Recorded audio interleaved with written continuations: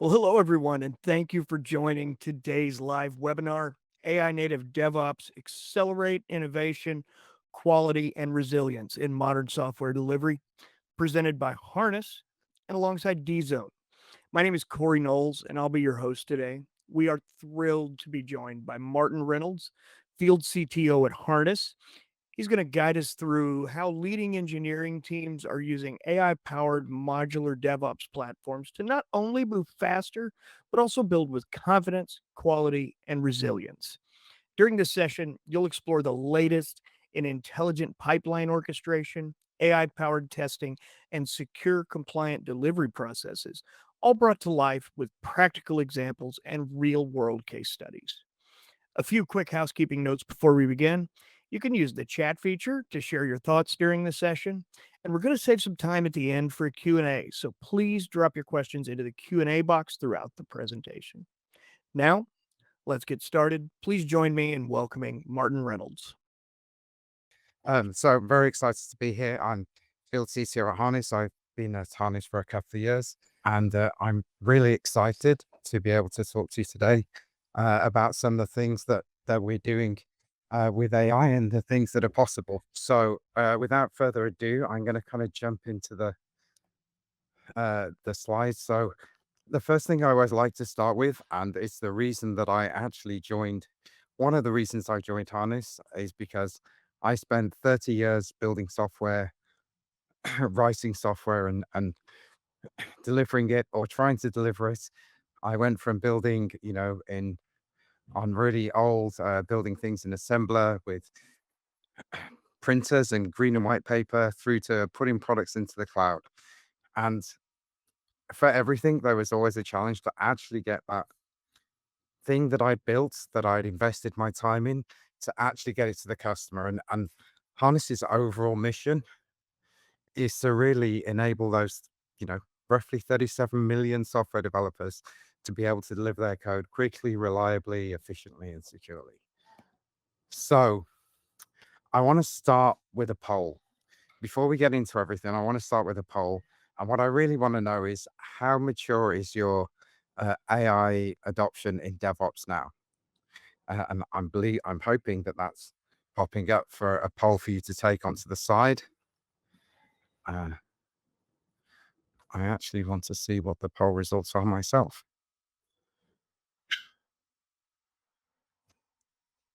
Okay, that is pretty much exploring and or not even started. Okay, so let's uh let's look at kind of what the world looks like right now. Um, there's kind of two sides to software delivery overall. We have kind of 30 to 40% of time that is spent in kind of that planning and actually writing the code or the features and all those things that you need to get out to the customer. And then around 60 to 70% of the time is spent testing, securing, deploying, and optimizing that code. That is quite a big, discrepancy. And a lot of the time of getting software done and delivered is actually after you've done the coding and all the other stuff that happens to the right of that. So, when we talk about software delivery and we talk about that test, security, deploy, optimize, there's more than 30 complex workflows that we see across the board, whether that's from unit testing or vulnerability scans, maybe infrastructure deployments, maybe your engineering metrics, maybe your developer onboarding time, supply chain security, compliance info, change management, so many different workflows that happen to get that product out the door that you spent time building, you know, and it's not ideal. It's not going great. Where are they spending their time? So testing, for example, there's a 42% chance that some tests are going to fail and it's going to go around the loop, and it's because it's, manual, or, is it secure or not? Are those testings happen? Are even the pipelines governed? Can you guarantee all the right security scans have happened, that it's audited correctly? Um, you know, when it's deployed, how much of that deployment is scripted, and using old tooling, manual scripts that are hard to maintain and brittle. And then even once it's deployed, are you actually running it efficiently? Is it resilient? Are those costs being managed? Is it oversized? Uh, all of those kind of things are part of that outer loop. And to make all of that worse, we've had this explosion of AI generated code. So, you know, AI coding agents and AI assistants or co-pilots or whatever you want to call them, they're fabulous. And they've, enabled engineers to make so much more code. Unfortunately, everything to the right of that, all of those things, those complex workflows that we talked about, aren't actually being, uh, solved. So what you end up with is a big bottleneck, essentially. So lots of code generated, but nowhere for it to go. And, based on, metrics connected by Google, and we've seen from Gartner and others, ultimately we're heading towards like a 4 times increase in volume of code. And we've still got this kind of, downstream stuff of, testing, security, deployments. So more things going in, and not necessarily the size of the pipe hasn't got bigger on that pipeline. So that's where obviously we would say we come in. But it's, honestly, that's why you need AI across the whole pipeline, not just in that coding section. And so you need AI in testing, in your security, in your deployments, and in your optimizations. And to do that, you need things like intelligent pipeline orchestration. You need automated governance. You need, AppSec integrated into the software development lifecycle. Um, you need to, have visibility of your costs earlier, and it needs to be linked with DevOps, not a separate practice or something that happens after the fact. And ideally, to make this all work, you need to be able to have flexible and reusable templates so that that explosion of code has a golden path to production. So, just want to talk through a couple of little successes that have happened, that we've worked with before I actually get into showing you some cool stuff. And I know you really just want to see the cool stuff, but you know, uh, for example, by improving resiliency and doing resiliency testing, Ancestry were able to reduce their downtime by 50%. Deluxe, they were able to reduce their security noise by actually consolidating their security testing and having that single pane of glass view that's prioritized.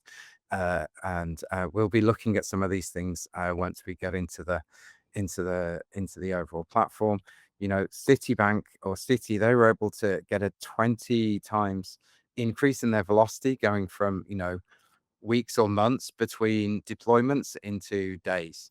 And it's a massive increase in their velocity and their output. And then United Airlines, amazing airline, but they've managed to save 25% ongoing cost savings on their cloud spend. And you can imagine, for an organization that size, that is not insignificant. So how does AI fit into that overall platform? So you heard me talk about, the intelligent workflow orchestration and the AppSec and the pipelines and the golden templates and all of those things. And those things that are things that we do, and they're the foundation of our platform. On top of that, we built a software delivery knowledge graph. And essentially what that's doing is it's taking that kind of core information that we know in a more general sense about how people build, deploy, and laying a knowledge graph of how you deploy in your organization. What are your templates? What are your golden pathways? How are you managing costs, to be able to give then, really context aware agentic AIs that can help actually accelerate that platform. And when we talk about how we do that, we're doing that in 4 different ways. I'm not going to focus on uh, all the things that are in here. I just really want those headings, but we focus on it in terms of velocity. So in terms of things like CI, CD, infrastructure, database deployments, those are things that are impact velocity. Whereas for reliability, obviously there is the testing side. For security, we have AppSec for security and FinOps for efficiency. So we have these DevOps, we have these agents that actually work across all of these areas. So given everything that we've talked about, where is your biggest DevOps challenge today? Is it in your pipelines? Is it in like onboarding? I believe we should have a poll be popping up for that right now.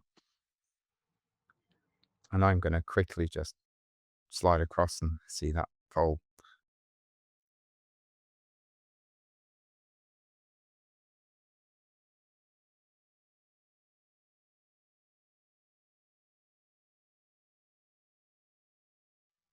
What I'm going to do right now is I'm going to talk about some of the things that we've done and have been building to really accelerate that process. So I'm going to start with the AI pipeline builder. So, obviously the core to DevOps and, the kind of DevOps movement was that, automated pipeline to do your build and deployments. But those can be quite difficult to build and take some time. So what I've done here is I started off in our AI agents, but this could be, we have an MCP server, so this could actually be inside your IDE environment. But I'm saying, can you help me build a new pipeline for building and deploying an application? It's gone away and it's come back and it's asked me some things I need. So here I've prepared all the details that it's asking me about. So it's a Gradle K8 application. It's called Pet Clinic. It's on this GitHub repository. This is where the main branch that should trigger the build. Uh, you know, Also include unit testing. There's a Docker file in there. Deploy to our existing dev and QA and prod environments. And after the dev deployment is done, add a dast scan to the template from our template library. So um, this is where, you heard me talk about that software knowledge graph in the back before. That software knowledge graph means that it knows that we have a dast scanning template in our template library. It knows how to it knows what our dev and our QA and our production environments are because it understands the context that I'm working in inside my organization. And so, now what it's doing is it's going away and generating, the whole pipeline. So that will be the build and the deployments through to all of the different areas. So I'm going to let that run for a second because obviously, I'm in live demo mode, so everything works perfectly first time. Um, but what that'll ultimately do is complete that build out, and I am gonna let it build out. So right now it's creating an approval stage, and you can see it's giving you this commentary as it goes along. It's creating the Kubernetes deployment stage with the approval gate. It's creating a manual approval gate. It's doing it. Wow, it's going too fast now for me to keep up. Okay, so now what we have is this, CI/CD pipeline. It's given me a YAML preview of all the stages, and over here on the right, and then over here, it's actually saying it's got a CI stage. It's connected to the GitHub repo. It's doing the Gradle build, the unit testing, etc. It's using the GitHub trigger to do the build, etc. And then, if I accept that, um, what I actually get then is it's actually built out that pipeline, and I was going to actually load it up. If I go to pipelines, um,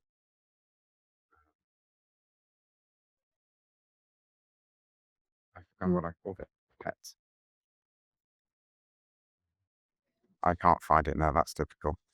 Uh, uh, okay, typical. I've clicked create and now I can't find it, but uh, I will have saved the to the. I'm in the wrong project. Okay, don't worry. Um, Of course, there's a perfect example every time I want to, do that. So I will go back. But essentially, it generated the whole pipeline. You saw the description, and that is actually just a way faster way of doing it.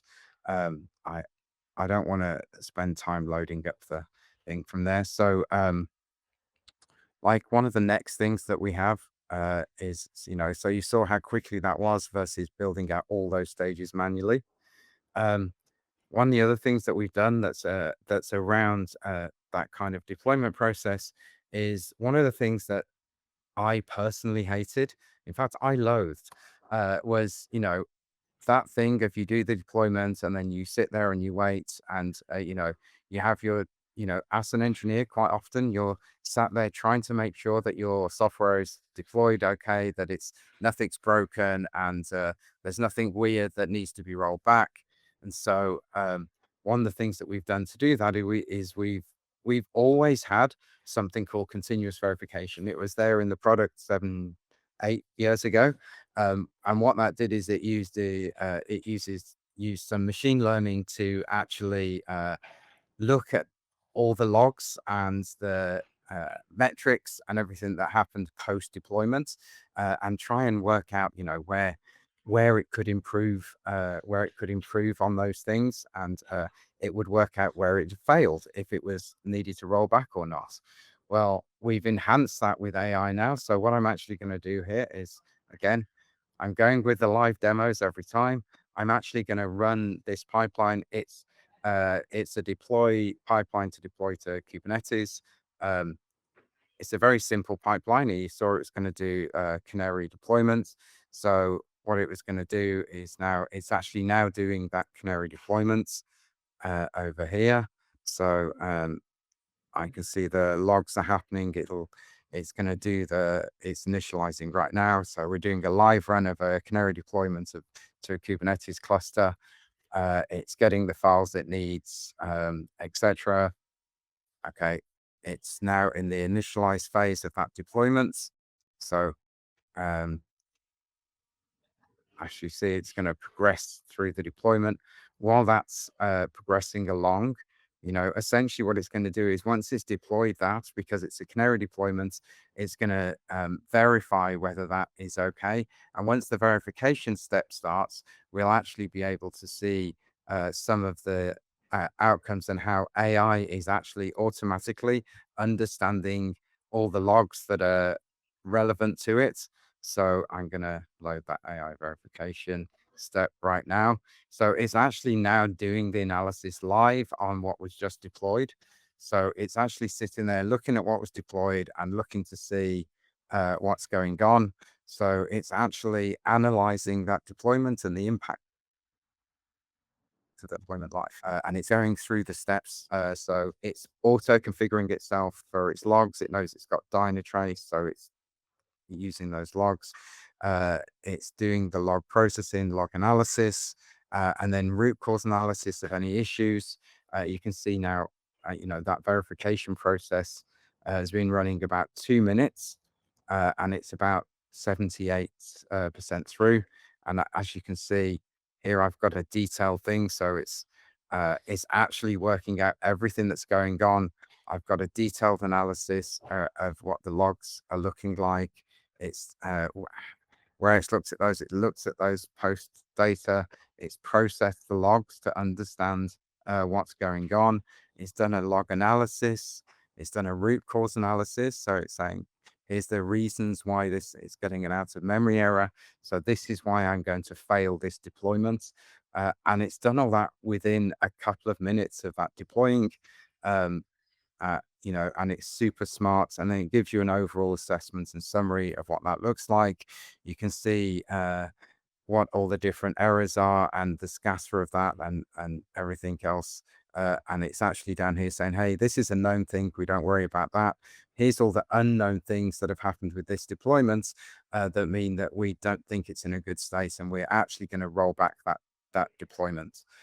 So you actually get like a really detailed analysis, and it does that on the fly, working out where to get the data from and everything else, which is just way better than somebody sitting there. So here you can see the verification failed. So it actually rolled back the deployment to the previous state.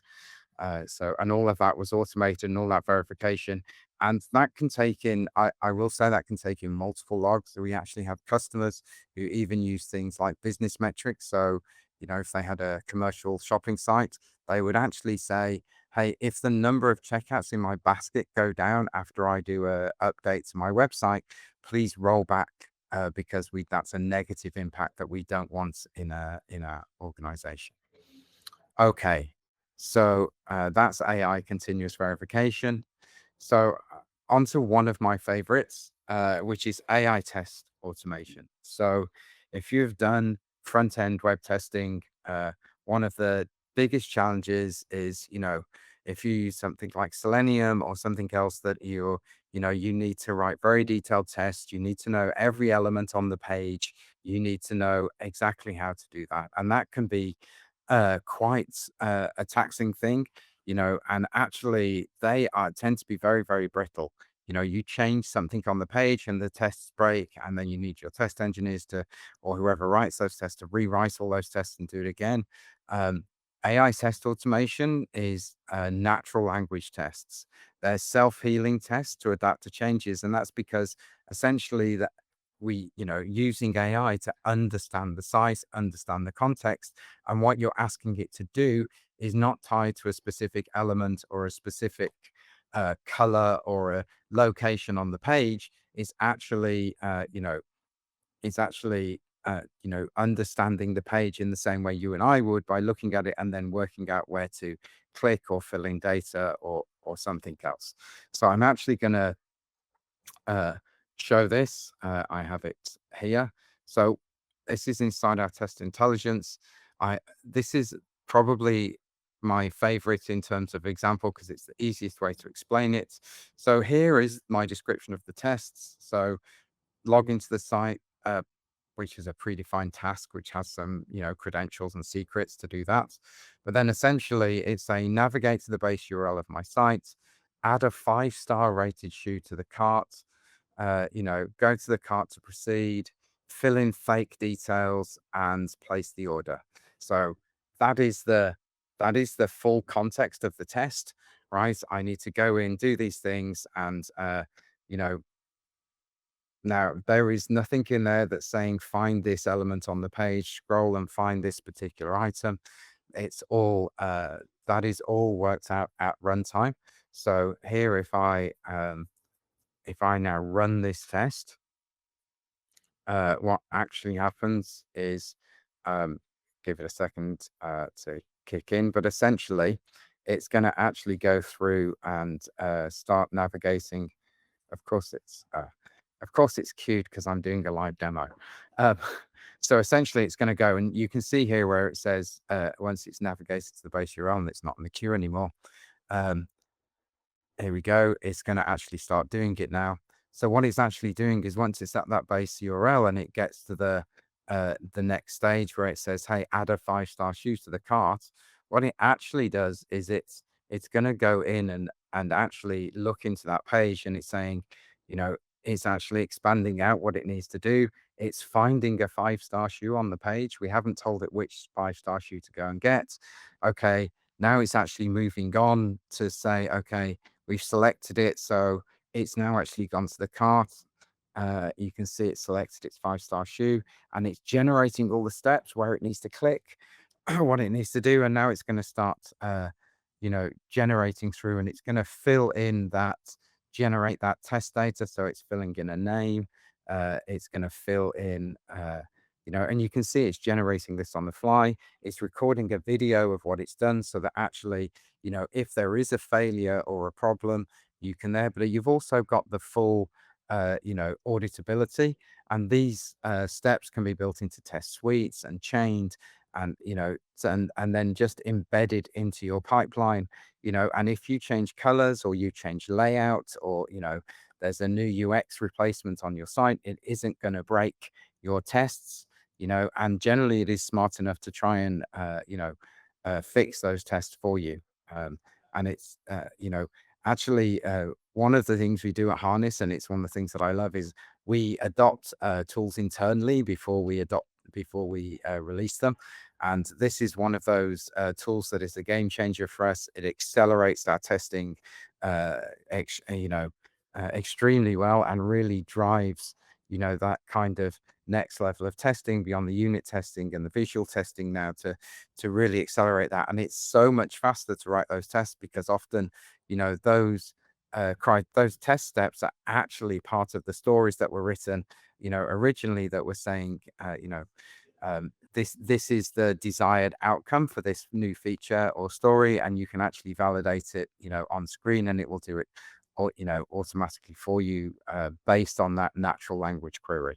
So that's that is the the automated testing, and as I said, it's one of my favorites. The first time I saw this internally, I was just blown away because for me, this is a game changer because this is one of the one of the areas that really needs AI and can really accelerate and improve that testing and your quality and and actually allow test engineers to really focus on what they need to test and expanding that depth of testing rather than just like running to stand still often to keep the existing tests in place. uh, okay, I'm gonna do just I'm okay. I'm gonna do talk about the IDP knowledge agents. So, IDPs, internal developer portals, are a great way to store, information about, all the services that you have, and they are a great central repository um, that can really, help you get the information about the services that already exist in your organization, the security, everything else. However, sometimes you just want to be able to get at that information, for example, when you're in the IDE, and, you know, actually you still, there is the, IDPs are great because they do centralize it, they do organize it, they do put it all in one place. But actually, you can ask questions of that catalog and use that in an AI session. So what I've done here, again, I pre-asked this because I knew at some point the demos were going to fail on me, but essentially, it's all working good today.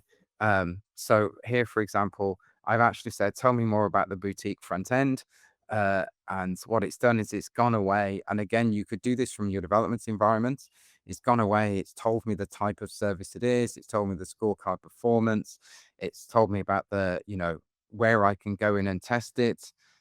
It's telling me about the pipelines, the dependencies, etc., etc. So it's actually giving me like a full breakdown of the of that service. Now, as I said, that information is obviously all available inside the developer portal. I could have gone there, but sometimes you want to know inside your IDE and being able to ask it directly is a great way of doing that. So, and then beyond that, you can ask it further questions around those services or, its deployment statuses. So I could have come into here and I could have gone to the catalog and I could have gone to my favorites and, found my, wherever it was, the boutique front end.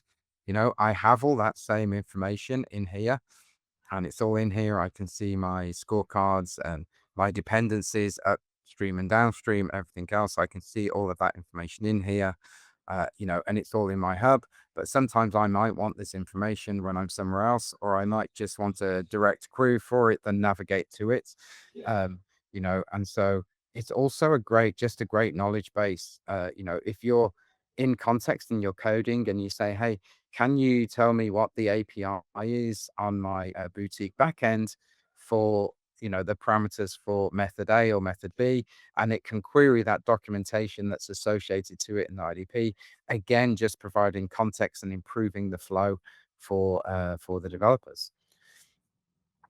Okay. So, ultimately, driving in that cognitive load, but you can also use that agent for triggering I need some infrastructure or any of the workflows that you have in your IDP. You could trigger those from within that IDP knowledge agent. Um, so I think at this point, I'm going to go and check to see if there are any questions or any questions that have come up. Nice. Martin, thank you so much for that presentation. It's been really interesting to watch you work through the process. We've had a number of questions come in from the audience, so let's jump right into those. How much faster can we realistically expect our release cycles to become with pipeline automation like this? So, it really does depend where you are right now, but, in reality, you can see really dramatic increases. You heard me reference the City one previously, where essentially they were going from monthly cycles down to daily, and the reason that acceleration happens is it's about being able to build templated things. So it's not just about making it easy to deploy because you have all the governance and all the steps. It's Mhm. actually about making it easy to adopt for existing services and easy to implement for new services. So, I'm a service and I need to be able to deploy to our Kubernetes infrastructure, for example. There should be a pipeline that's there already, and it should take seconds to attach that. So when you're building a new service, it should just have that path to production already there. So you can literally deploy your application in minutes.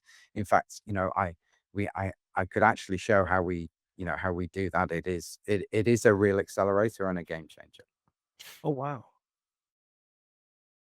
Up next, we have a do you wanna show it? Is that what you're doing? I can show it really quick. Yeah, I can show it. Let's show So it. if The heck? I can go to the yeah, why not? I mean, it wasn't in my plan, but I'm just gonna ad hoc it. So if I come into here and maybe do let me see, I have it favorited probably. So what I have here is yeah, I'm gonna create a new Java service and onboard it. So I'm gonna come in here and I'm gonna call it dzone. Uh oops, not down. I'm gonna call it dzone. And I'm gonna call this dzone also. Uh uh So I've got a unique app name and I've given it a unique project. Uh, I'm gonna I go in here. I'm gonna say, okay, actually, I want to deploy this to our GCP infrastructure. It's actually going to be on K8. Uh, Personally, I'm a Progress guy, so I'm going to go with that. That's fair. Uh, I don't need any caching system, and do you know what? I'm gonna. This belongs to the sales engineers. There we Pick go. a random team here. Yeah, I'm just going to review that I've put all those settings in and literally I can click create. What that actually does is that kicks off a surprise, surprise, a pipeline in the background, which I can show you. So here's the pipeline in the background. So what the pipeline actually does is it creates a repository. It scaffolds it with the particular it scaffolds it with like our particular Java frameworks that we prefer to use. So Spring Boot, um, it puts all that scaffolding in place in a new repository. It then Mm, attaches the CI and the CD pipelines to that based on the templates that we already have. It's actually doing that right now, and so right now it's doing that. It will step through this process because this is a demo one, it has a destroy at the end, which we wouldn't normally do. But ultimately, it will then create the first pull request. So, it's already whizzing through this here. So yeah, so and then I can ultimately, and I'm being very brave here, but I should be able to then go and I should and there it is, DevXD zone. So it's wow. actually already there. It's saying it's got 3 environments. It's not quite finished yet. So it's saying it's got the dev, QA, and production, but there's no pipeline yet. We'll be there in a minute because it takes about 3, 4 minutes for that for it to generate it. Oh, there you go. It's now got 2 services. So it's actually starting. So it's got the front end and the back end that it's provisioned out as part of that. So you can see now it's actually starting to pull it all in. And there we go. We have the pipeline for my new service that's been created. So it's got build and test, it creates the Jira, it provisions the dev environments uh, automatically. Uh, and it then deploys to that infrastructure, deploys to QA, and ultimately deploys to production. So right out the box, within minutes, I've got my new Java service ready to go, scaffolded for me, and then I can go ahead and do it. So Well, that's a far cry from years ago, isn't it? it is, yeah. My gosh. So how quickly do you think organizations can expect to see some measurable improvements in release velocity and quality after adopting these AI capabilities? I think, some of it will be, there's always quick wins that happen when you adopt these tools.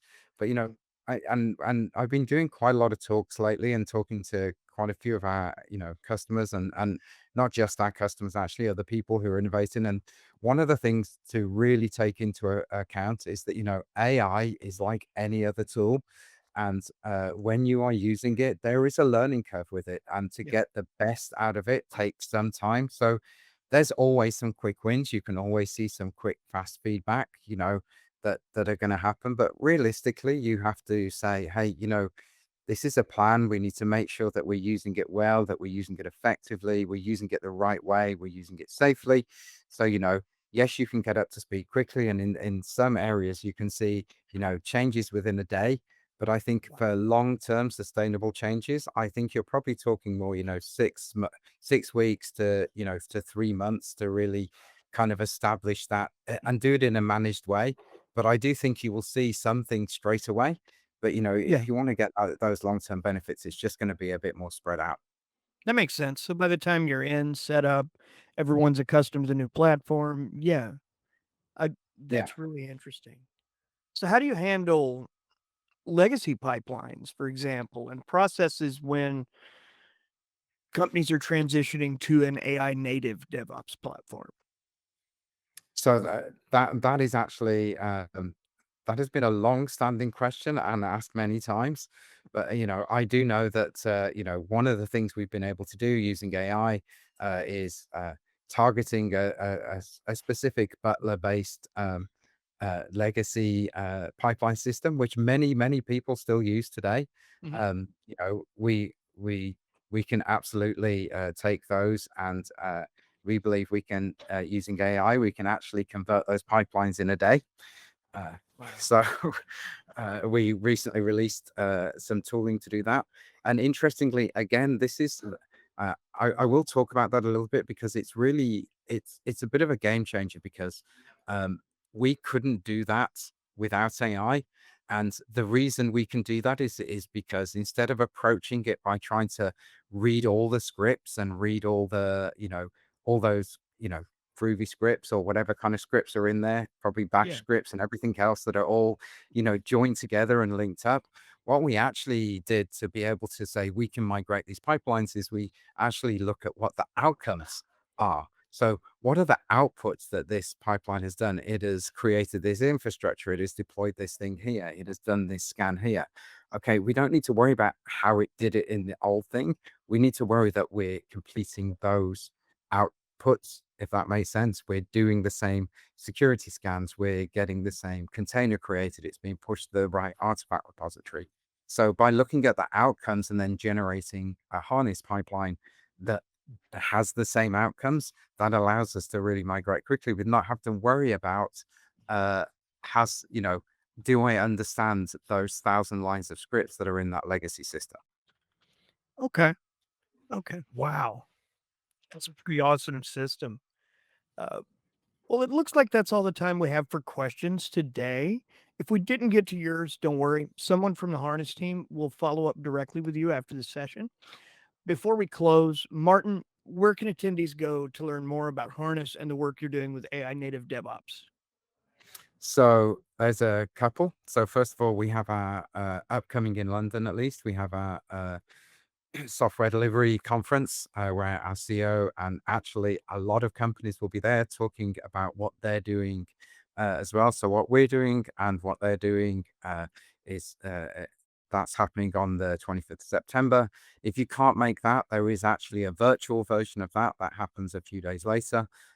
Which is available. They're both free to attend. The QR code there is there to register. Obviously, you can reach out to us directly on harness.io. Well, as a takeaway from today's session, looks like we lost Martin. Please remember this: AI native DevOps isn't just about speed. It's about combining innovation with quality and resilience. With the right platform and practices, you can accelerate delivery, embed security, and empower developers while still meeting the highest standards of trust and compliance. On behalf of Harness and D Zone, thank you so much for joining us today. We hope you're leaving inspired with some practical strategies you can put into action right away. Have a fantastic day.